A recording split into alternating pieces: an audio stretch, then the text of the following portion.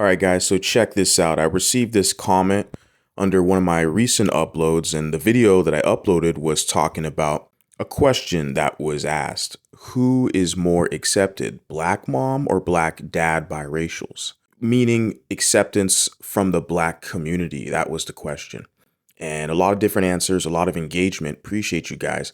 But I received this interesting comment in that video, and I want to talk about it here. You guys can see the comment on the screen. The username says, "Oh yes, so fresh."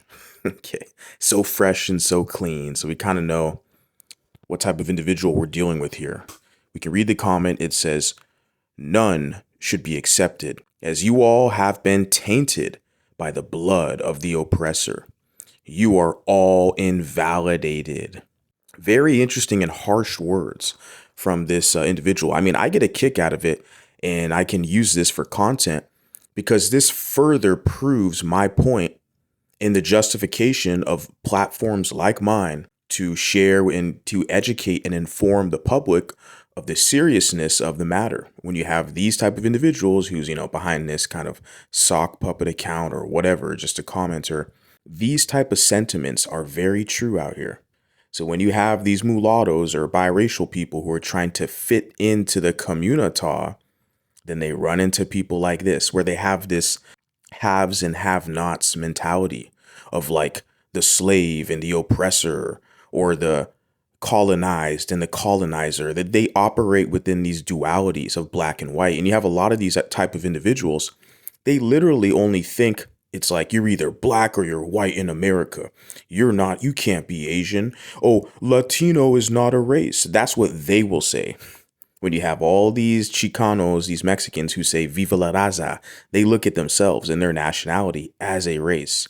But you'll have a lot of these, Afrocentric one-droppers who will literally push this narrative, this kind of dualistic narrative that there's only white and black, which is not the case.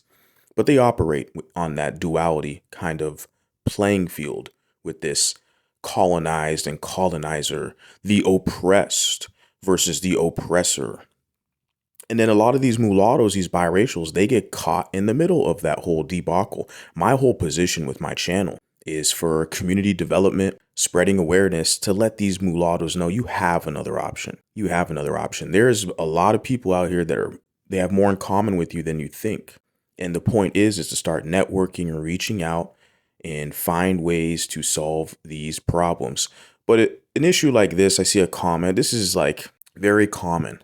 A lot of them now over the past decade have become more vocal with their animosity and anger and resentment towards us mulattoes. And it all stems from jealousy. They're jealous and envy of us, right? And he puts here, tainted by the blood, right? It's funny because you have the polar opposite on the other end of the spectrum. So this individual would be a proud victim, black supremacist, but then you have white supremacists who are also in their own right. A lot of them are proud victims. They will push the narrative about race mixing and, oh, you've been tainted by black blood, so you're not pure white, right? So you guys can kind of see the polar opposites. That a lot of these black supremacists, they try to pretend and hide like they're virtuous and righteous people.